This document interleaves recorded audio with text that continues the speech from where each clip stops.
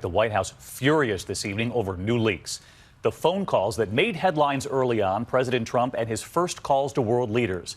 It turns out, though, the tension on the phone was worse than first reported.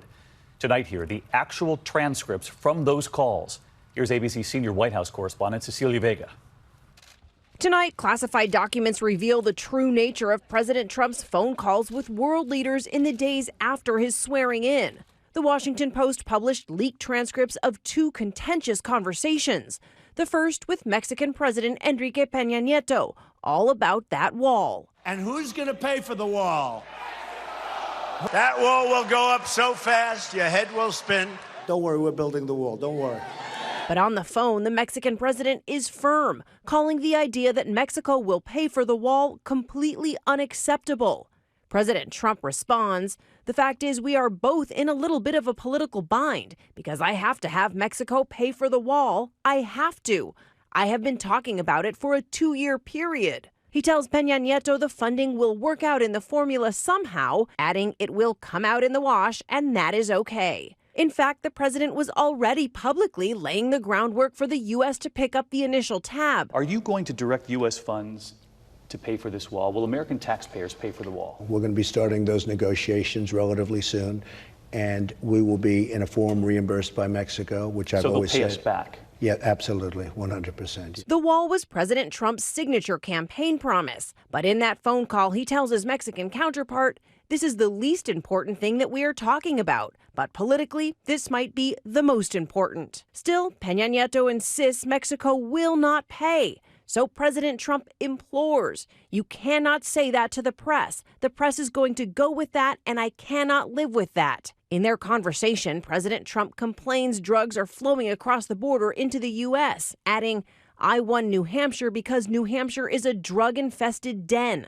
Tonight, New Hampshire Senator Maggie Hassan calling the president's comments disgusting, telling our Mary Bruce, "What an outrageous statement for him to make." The transcripts leaked today also show just how bad things got between President Trump and Australia's Prime Minister Malcolm Turnbull. When you hear about the tough phone calls I'm having, don't worry about it. Just don't worry about it. On the phone, the president furious about inheriting an Obama-era deal to accept more than 1,200 refugees from Australia, telling the prime minister, "This is going to kill me. I am the world's greatest person that does not want to let people into the country." He says the deal will make him look terrible, like a weak and ineffective leader and a dope. The president abruptly ending the conversation, "That is enough, Malcolm. I have had it. This is the most unpleasant call all day. Putin was a pleasant call. This is ridiculous." And Cecilia Vega with us live tonight as well as the rain comes down there in Washington. Cecilia, we knew about these calls. You reported on them, but we did not have such detail. Yeah, David, this is excruciating detail for this White House, and now even the top Democrat on the Senate Intelligence Committee is calling for an investigation. Mark Warner saying this is absolutely troubling. David, he says a president should be able to have confidential conversations. And one more question for you, Cecilia. The president, after signing that bill on sanctions for Russia over meddling in the election, he tweeted today, "Our relationship with Russia at the lowest level in some time," blaming Democrats and Republicans who forced his hand on those sanctions. But tonight, some Republicans are firing back. Senator Corker saying, "Don't blame them, blame Putin."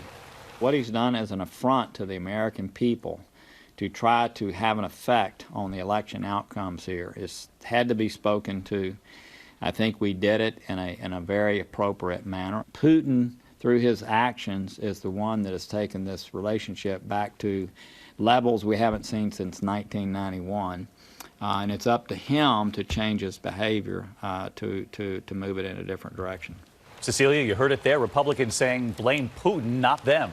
They are firing back at this president on this one. David, they say that the blame for the relationship with Russia rests squarely on Vladimir Putin. They say they understand the president's frustrations, but they say these sanctions were in the interest of this country. Cecilia Vega, we thank you for braving the elements for us tonight, as always.